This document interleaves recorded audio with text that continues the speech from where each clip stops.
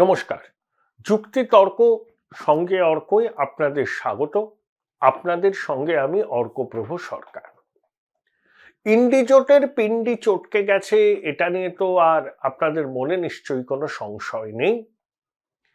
সদ্য যে budget, interim budget অর্থমন্ত্রী নির্মলা সীতারামন পেশ করেছেন, সেই বাজেটের প্রতি পাতা থেকে চুইয়ে পড়ছে আত্মবিশ্বাস যে প্রধানমন্ত্রী নরেন্দ্র মোদী পণ্ডিত নেহরুর রেকর্ড স্পর্শ করতে চলেছেন। টানা 3 বার নির্বাচিত হয়ে দেশের প্রধানমন্ত্রী হওয়ার যে রেকর্ড নেহরুর ছিল, সেই রেকর্ডকে স্পর্শ করতে চলেছেন। এবং বাজেটে আমরা কি দেখি? ভোটের আগে ভোটমুখী বাজেট আমরা বলি যে ব্যক্তিগত আয়করে ছাড়, ভর্তুকি। এবার কিন্তু সেই প্রসঙ্গে জানিনি, কিন্তু 2019-এ দেখুন বাজেটে কৃষক সম্মান নিধি প্রকল্প চালু করা হয়েছিল। এবার তো ব্যক্তিগত কর ছাড়ে কোনো সুবিধাই দেওয়া হলো না, বলা হয়েছে যে করের রিফান্ড ব্যবস্থা সহজ হবে এবং কর প্রদানের ব্যবস্থা সরলীকৃত হবে এবং আরো মানুষকে আয়করের আওতায় নিয়ে আসা হবে। সানরাইজ ইন্ডাস্ট্রির জন্য সুদবিহীন 1 লক্ষ কোটি টাকা, পরিকাঠামোয় ব্যাপক লগ্নির ঘোষণা। সরকার কিন্তু পরিকাঠামোয় লগ্নি করেছে, এবার বেসরকারি উদ্যোগকে সামিল হতে হবে। সেদিক থেকে একটু পিছিয়ে আছে বেসরকারি উদ্যোগ, সেইভাবে কিন্তু পরিকাঠামোয় আসছে না। তবে এখন যদি সরকারের স্থায়িত্ব এবং সরকারের অর্থনৈতিক দর্শন সম্পর্কে বেসরকারি শিল্প মহল নিশ্চিত হয়, এবার কিন্তু তাদেরকেও বিনিয়োগের ঝুলি উপর করতে হবে নান্য পন্থা। এবং সেকুলারিজম ইন অ্যাকশন যে শব্দবন্ধ নির্মলা সীতারামন বলেছেন, যে সামাজিক ন্যায় আগের জমানায় ছিল একটা রাজনৈতিক স্লোগান। তারা সামাজিক ন্যায় বলতে সবকা সাথ, সবকা প্রয়াস, সবকা বিশ্বাস বোঝেন এবং সরকারি পরিষেবা সুযোগ সুবিধার প্রদানের ক্ষেত্রে তারা প্রকৃতভাবে ধর্মনিরপেক্ষতার আদর্শটাকেই মেনে চলেন। তাই secularism in action. Gross domestic product বা জিডিপির সংজ্ঞা বলতে আমরা এই বুঝি। নির্মলা সীতারামন বলেছেন G stands for governance, D stands for development, P stands for performance। অর্থাৎ 57 মিনিটের বাজেট মেদরহিত বাজেট, তুষ্ট করার বাজেট নয়। কর ছাড় দিয়ে দিলাম, ভর্তুকি বাড়িয়ে দিলাম, বরঞ্চ রাজকোষ ঘাটতি 5.1% বেঁধে রাখার অঙ্গীকার। তাহলে একটা সরকারের আত্মবিশ্বাস কতটা চড়া সুরে বাঁধা থাকলে ভোটের মুখে এই ধরনের শুকনো বাজেট করতে পারে? সাধারণ মানুষের ভাষায় শুকনো বাজেট, কারণ আয়কর ছাড়ের প্রত্যাশা বাস্তবায়িত হয়নি। তাহলে সরকার তো বিভিন্ন জায়গা থেকে ফিডব্যাক পায়, তারা এতটাই কনফিডেন্ট যে তৃতীয়বার তারা ক্ষমতায় আসছে। বিরোধীরা ইন্ডিজোট করেছিল, সেই ইন্ডিজোট তো দানাই বাঁধল না। রাজ্যে রাজ্যে আসন সমঝোতা নিয়ে ঝামেলা, সংশয়, একতরফাভাবে আসন ঘোষণা করে দেওয়া। বাংলায় ইন্ডিজোট মুখ থুবড়ে পড়েছে, পাঞ্জাবে মুখ থুবড়ে পড়েছে, বিহারে হেমন্ত সোরেন ইডির হেফাজতে, নীতিশ কুমার সামারসল্ট মেরে আবার চলে গেছেন এনডিএ শিবিরে, তেজস্বী বারবার ইডির তলবে, কার্যত দিশাহারা। শোনা যাচ্ছে উদ্ধব শেষ পর্যন্ত একনাথ সিন্ধের সঙ্গে সমঝোতা করে ওই মহা আগারি গঠবন্ধন নাকি আছে মহারাষ্ট্র, সেখান থেকে বেরিয়ে আসবেন। আর এর মধ্যে আর একজন সেম সাইড গোল করলেন, অত্যন্ত খারাপ কথা বলেছেন যে আমাদের মহারাষ্ট্রের যে কর্ণাটকের যে উপমুখ্যমন্ত্রী ডি শিবকুমার, তার ভাই, তিনি সাংসদ কি সুরেশ কুমার, তিনি বলেছেন দক্ষিণের রাজ্যগুলো কেন্দ্রের কাছ থেকে যে করের ভাগ পায় তাতে বৈষম্য আছে।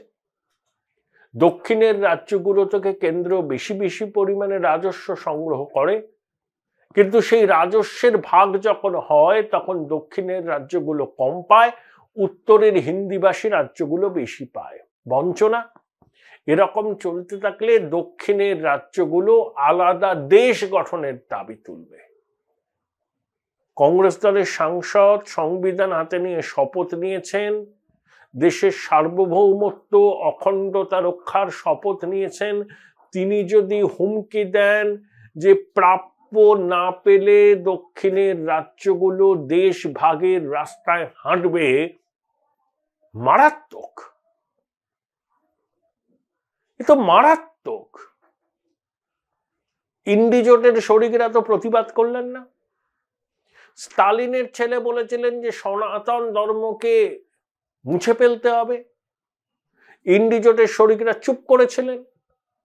এবার যখন কংগ্রেসের এক সাংসদ বলছেন যে দক্ষিণের রাজ্যগুলো থেকে আলাদা দেশ গঠনের দাবি উঠতে পারে যদি এই বঞ্চনা চলতে থাকে, তখনও ইন্ডিজোটের কোনো শরিক প্রকাশ্যে প্রতিবাদ করেননি। মল্লিকার্জুন খাড়গে অখণ্ড ভারতের কথা তার এক্স হ্যান্ডেলে লিখেছেন। সাফাই দিতে হচ্ছে কেন? নিন্দা করলেন না কেন?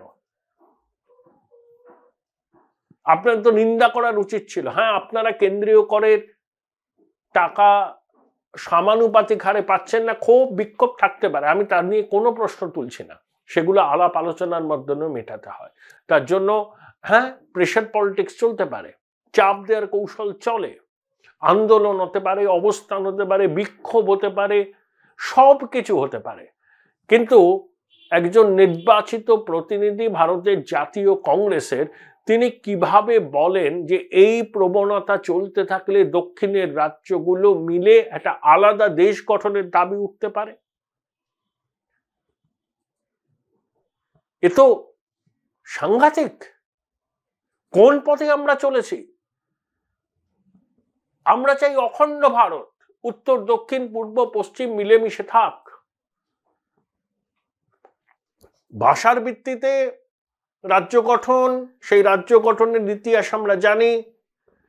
স্বাধীনতার আগে পণ্ডিত নেহরু ভাষার ভিত্তিতে রাজ্য গঠনের পক্ষে যতটা আন্তরিক ছিলেন, স্বাধীনতার পর তিনি ভাষার ভিত্তিতে রাজ্য গঠনের বিষয়টা সামনে আসুক খুব তাড়াতাড়ি সেটা চাননি। Join Indian Institute of Hotel Management now. Right choice, right decision. তার মতে দেশের সামনে তখন অন্যান্য অনেক সমস্যা ছিল, সেই সমস্যাগুলো নিরসনের পর এই বিষয়টাকে নিয়ে ভাবা যেতে পারে।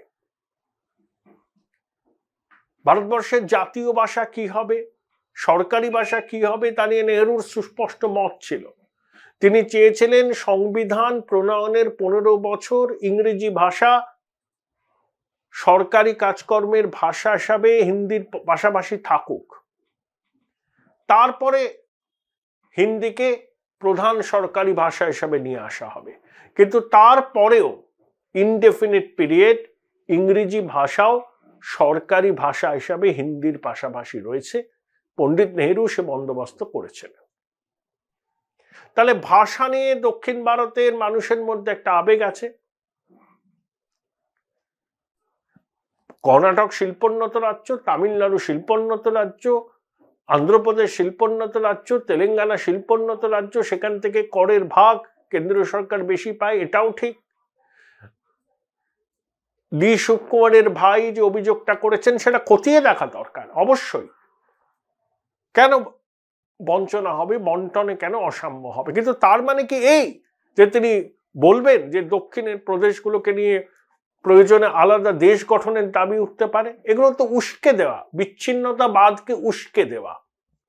কংগ্রেসের একজন সাংসদ এটা বলছেন, সোনিয়া গান্ধী রাহুল গান্ধী নীরব কেন, ইন্ডিজোটের অন্য শরিকরা নীরব কেন? ভোট এত বালাই, চুপ করে থাকতে হবে? একজন বলছেন আলাদা দেশ গঠনের দাবি উঠতে পারে, তিনি একজন গুরুত্বপূর্ণ নেতা সাংসদ, তার দাদা উপমুখ্যমন্ত্রী কর্ণাটকে, আর ইন্ডিজোটের শরিকদের মুখে কোনো কুলুপ একটা শব্দ উচ্চারণ হচ্ছে না। এগুলো ভাবের ঘরে চুরি না? তারাও কি এই মতকে সমর্থন করেন? তারা যদি সমর্থন না করেন তো দর্থহীন ভাষায় নিন্দা করা উচিত। গুড়িয়ে পেঁচিয়ে ভারতের ম্যাপ দিলাম, অখণ্ডতার পক্ষে এক স্যান্ডেলে লিখলাম, তাতে হবে না। যে সাংসদ এই প্রশ্নগুলো তুলেছেন তাকে শোকজ করুন, তার জবাব জানতে চান, নিন্দা করুন সাংবাদিক বৈঠক থেকে। মাঝে মধ্যেই তো জয়রাম রমেশ নিয়মিত সাংবাদিক বৈঠক করে মোদিজির মুন্ড পাঠ করেন, এক স্যান্ডেলে বড় বড় কথা লেখেন। বলুন জয়রাম রমেশ তার দলের সাংসদ কি করে বলেন যে দক্ষিণের রাজ্যগুলো নিয়ে প্রয়োজনে আলাদা দেশ গঠনের দাবি উঠতে পারে? এ তো সংবিধান লিপিবদ্ধ ভারত ভাবনার বিরোধী। এই হচ্ছে ইন্ডি জোটের চরিত্র। আমি বলি না, ragtag bobtail coalition where only cement of solidarity is provided by power or chances of attaining power, আর কিচ্ছু এরা বোঝে না। 56টা রাজ্যসভার আসন খালি হবে। অভিষেক মনু সিংভি পশ্চিমবঙ্গ থেকে জিততে হলে এবার তৃণমূলের খাতায় নাম লেখাতে হবে। অভিষেক মনু সিংভি সম্ভবত সেটা করবেন না, তাকে হয়তো রাজস্থান থেকে জিতিয়ে আনা হবে। কাগজে পড়লাম রঘুরাম রাজনকেও রাজ্যসভায় পাঠাতে চায় কংগ্রেস, কোন একটা রাজ্য থেকে পাঠাবে। এবং কংগ্রেস এতটাই দাক্ষিণাত্য নির্ভর দল হয়েছে, দাক্ষিণাত্যের নেতারা প্রপোজাল দিয়েছেন প্রিয়াঙ্কা গান্ধী, সোনিয়া গান্ধী যদি রাজ্যসভায় যেতে চান দক্ষিণের রাজ্য থেকে জিতুন। কারণ সোনিয়া যে শরীরের যে অবস্থা, সম্ভবত রায়বেরেলি থেকে তিনি আর দাঁড়াবেন না। আমৃতে রাহুল গান্ধী দাঁড়ালে জেতার সম্ভাবনা কম। অতীতে দক্ষিণ কংগ্রেসকে বাঁচিয়েছে, সম্মান রক্ষা করেছে। ৭৭-এ প্রবল জনতা হওয়ায় উত্তর ভারত, মধ্য ভারত, পূর্ব ভারতে কংগ্রেস ধুয়ে মুছে সাফ হয়ে গেল, দক্ষিণে কংগ্রেস সম্মান রাখতে পেয়েছিল। রায়বেরেলি ভুল করেছে, চিকমাগালুর করেনি, ইন্দিরাজি মনে রেখো আমরা তোমায় ভুলিনি। এরকমই স্লোগানটা ছিল। বাই ইলেকশনে চিকমাগালুর থেকে জিতলেন ইন্দিরাজি, আন্ধ্রের মেডাক থেকেও জিতেছিলেন। তাহলে দক্ষিণ কংগ্রেসের সম্মান রক্ষা করেছে। সেই দক্ষিণের এক কংগ্রেসী সাংসদ যখন এই ধরনের কথা বলেন, শুধু কি ভোটের স্বার্থেই চারছানগরের মনসা পুজো করার মতো দায় সারা গোছের রিজয়েন্ডার দিয়ে কংগ্রেস নেতৃত্ব হাত গুটিয়ে বসে রইলেন? স্পষ্টভাবে কেন তারা বলতে পারলেন না এই ধরনের মন্তব্য করার জন্য আমরা সেই সাংসদকে শোকজ করেছি, আমরা তার বক্তব্যের নিন্দা করছি? বলেননি তো।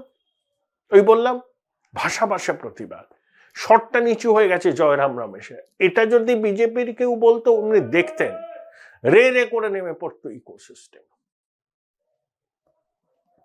হর্ষমান্ডারের বাড়িতে সিবিআই এর হানা, তার ব্যাংক অ্যাকাউন্ট সিবিআই ইডি তল্লাশি করার পর 250 জন ইকোসিস্টেমের ধারক ও বাহক চিঠি লিখে বলছেন মানবাধিকার লঙ্ঘন হচ্ছে। আচ্ছা, এই হর্ষমান্ডার এই সমস্ত লোকে যারা প্যাথোলজিক্যাল বিদ্বেষ আছে এই সরকারের প্রতি, সবসময় তারা সরকারের ছিদ্রান্বেষণ করেন। তারা বলেন যে এটা নাকি ইলেক্টেড অটোক্রেসি। এরাই বলছেন এবার যদি মোদিজি জিতে প্রধানমন্ত্রী হন তাহলে ভারতবর্ষের ইলেকশন হবে না। ইচ্ছা করে বলছেন। এদের ফান্ডিং কোথা থেকে হয়, সেই টাকা তারা কিভাবে খরচা করেন, এগুলো জানার অধিকার দেশের সরকারের আছে। বাক স্বাধীনতা, ব্যক্তি স্বাধীনতার অর্থ এই নয় যে খুল্লা অপপ্রচার করা। একটা গণতান্ত্রিক পদ্ধতিতে নির্বাচিত সরকারকে কালিমালিপ্ত করা, যে সরকার 40% মানুষের সমর্থন পেয়ে 2019-এ জিতেছে, দেশের মানুষের 40% ভোট দিয়েছে, তো সেই সরকার কি করে ইলেক্টেড অটোক্রেসি হয়? এত স্পর্ধা আপনাদের কে দিচ্ছে যে আপনারা বলছেন যে 2024-এর লোকসভা নির্বাচনে মোদী যে প্রধানমন্ত্রী হলে দেশে আর নির্বাচনই হবে না? মানুষের মধ্যে এই ফলস প্রপাগান্ডা যারা করছে, সেই ইকোসিস্টেমের প্রকৃত উদ্দেশ্য, তাদের পিছনে কারা আছে সেগুলো জানার অধিকার কিন্তু দেশবাসীর আছে। তিনি যত বড়ই বিজ্ঞ হন না কেন, যত বিদেশি ডিগ্রি তার ঝুলিতে থাকুক না কেন, তার সমর্থনে কিছু বুদ্ধিজীবী রাস্তায় নামুক, প্রতিবাদপত্রে স্বাক্ষর দিন না কেন, কোনো অধিকার নেই কোনো বুদ্ধিজীবীর এটা বলার যে 2024-এ প্রধানমন্ত্রী মোদী তৃতীয়বারের জন্য ক্ষমতায় আসলে দেশে নাকি আর নির্বাচনই হবে না। এটা ভারতের গণতন্ত্রকে অপমান করা, ভারতের মানুষকে অপমান করার কৌশল ছাড়া আর কিছুই না।